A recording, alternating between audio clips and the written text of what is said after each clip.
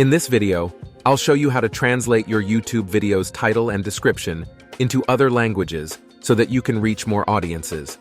To do this, click on the icon on the top right and click on YouTube Studio. Once you're in, go to Subtitles and select the video you want to translate. This was already set because I set the language on the video while I was uploading it. But if your video shows you this screen instead, just select your preferred language. Make sure this checkbox is turned on and press Confirm. This makes it so every one of your videos will have the language you set by default. You can now add a language you want to translate your title and description into. Press this button and select the language you want your video to be translated into. Press this button under Title and Description, and this window will pop up. Simply press the Translate button right here, and it will translate the original on the left to the language you selected. Save everything by pressing the Publish button. You can add more languages if you'd like.